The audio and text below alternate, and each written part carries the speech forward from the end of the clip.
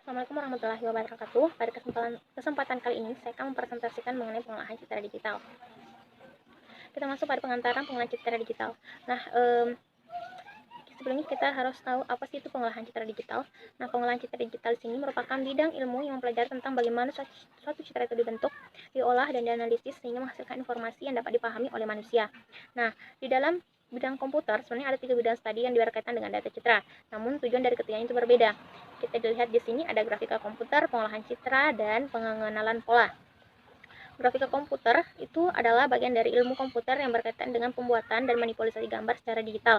Kita lihat alurnya, di sini ada deskriptif ke grafika komputer menjadi sebuah citra. Contoh yang lain kita bisa sebut itu peta geografi, peta relief, dan lain-lainnya. Dan yang kedua itu pengolahan citra. Merupakan prosesan citra khususnya menggunakan komputer menjadi citra yang kualitasnya lebih baik dan sesuai dengan keinginan pemakai.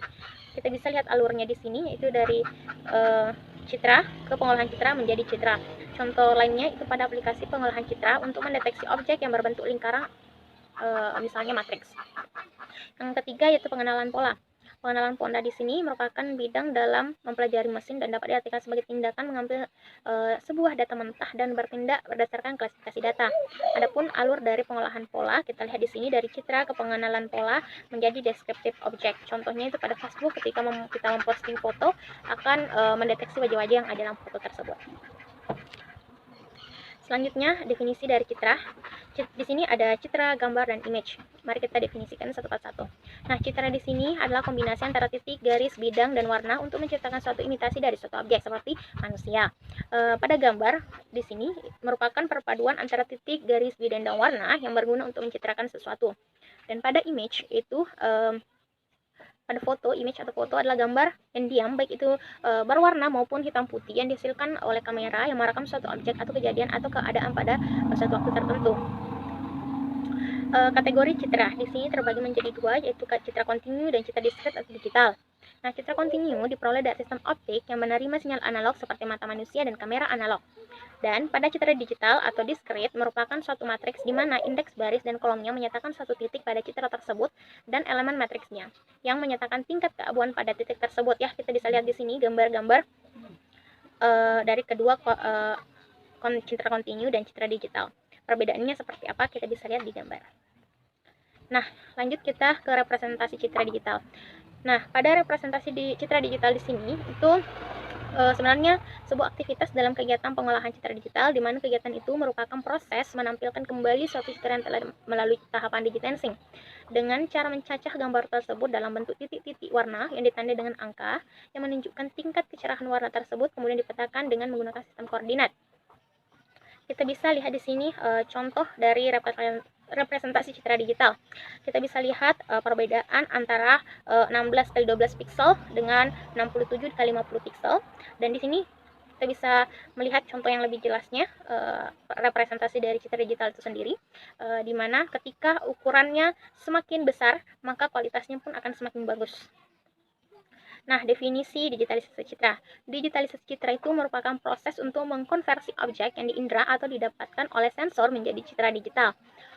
Nah, selanjutnya tahap digital citra sendiri sebenarnya terbagi menjadi dua, yaitu digitalisasi spasial atau sampling yang merupakan suatu proses mendigitasi koordinasi objek.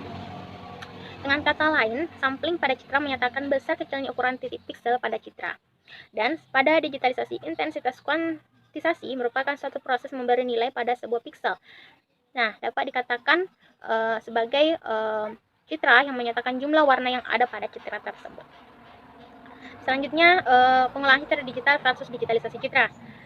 Di sini citra asli akan diproses ke dalam pengolahan citra yang akan menghasilkan citra hasil, ya. Contohnya ketika kita memiliki gambar hitam putih lalu kita convert ke warna yang lebih terang atau berwarna. Nah, sedangkan pada digitalisasi citra analog akan diproses menjadi analog digital conversion pada komputer. Nah, di sini pun ada yang namanya digitalisasi versus pengolahan, di mana citra kontinu diperoleh dari sistem optik yang menerima sinyal analog yang nantinya akan menghasilkan warna. Kemudian dalam bentuk digitalnya pada bentuk digital yang berbentuk angka di sini mewakili arti warna tertentu. Kita ketahui bahwa 255 itu hitam ya. Kemudian akan diubah berdasarkan aturan tertentu. Pada hasil pengolahan citra di sini pun angka tersebut dapat diubah berdasarkan aturan tertentu untuk menghasilkan pengolahan citra.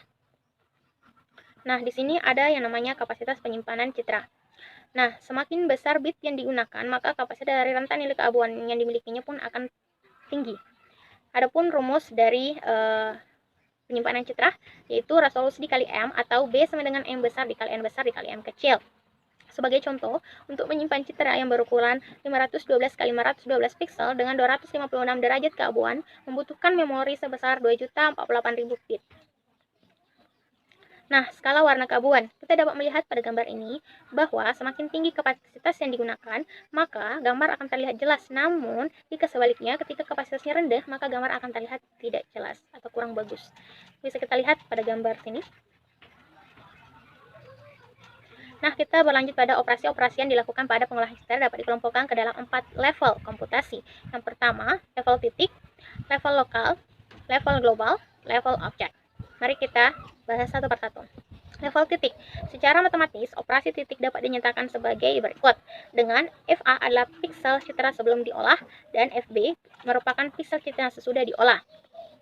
Level titik diklasifikasikan menjadi 3 berdasarkan intensitasnya, berdasarkan geometrinya, atau gabungan keduanya. Nah, kita dapat simpulkan bahwa ketika kita ingin merubah warna satu piksel, kita tidak perlu memperhatikan piksel yang lain. Selanjutnya, level lokal. Operasi pada level lokal menghasilkan citra keluaran yang intensitas suatu piksel bergantung pada intensitas piksel-piksel tetangganya. Kita lihat pada gambar ini bahwa titik yang diolah dan titik yang dilibatkan. Maka kita dapat menyimpulkan bahwa ketika kita ingin merubah nilai satu piksel dengan piksel, kita harus memperhatikan piksel tetangganya, baik itu dari kanan, kiri, atas, bawahnya. Selanjutnya, level global. Pada level global ini, operasi pada aras global menghasilkan citra keluaran yang intensitas suatu piksel bergantung pada intensitas keseluruhan piksel. Kita bisa lihat pada gambar di sini, dan kita dapat menyimpulkan bahwa ketika kita ingin mengubah nilai satu piksel, maka kita harus memperhatikan keseluruhan dari piksel itu sendiri. Selanjutnya, level terakhir yaitu level objek.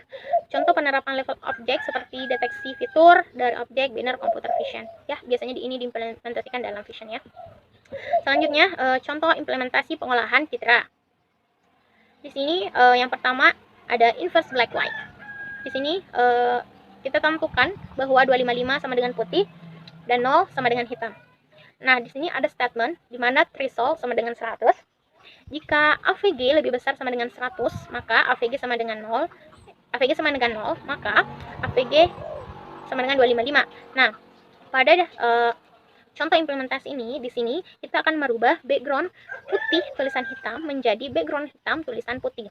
Nah, adapun di sini codingannya ya, listingnya, kita lihat bahwa pada for integer g height itu untuk mengambil tinggi, dan pada width itu mengambil lebar. Dan di sini pun ada listing color C sama dengan new color img.getRGB itu mengambil nilai pixelnya. Sedangkan pada integer R, integer G, integer B di sini itu untuk mengambil nilai dari merah untuk red, mengambil nilai hijau untuk green, dan nilai biru untuk blue. Dan pada sistem outprint-nya, sistem outprint petik 2 ditambah AVG itu untuk mencetak. Sedangkan color AVG baru, new color AVG itu untuk menyimpan citra ke HDD.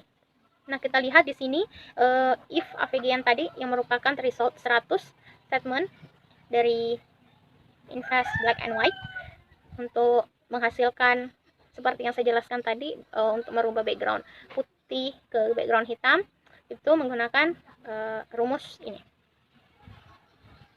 Nah, itulah tadi presentasi dari saya. Mohon dimaafkan jika ada salah-salah kata. Wabillahi taufiq wal hidayah. Assalamualaikum warahmatullahi wabarakatuh.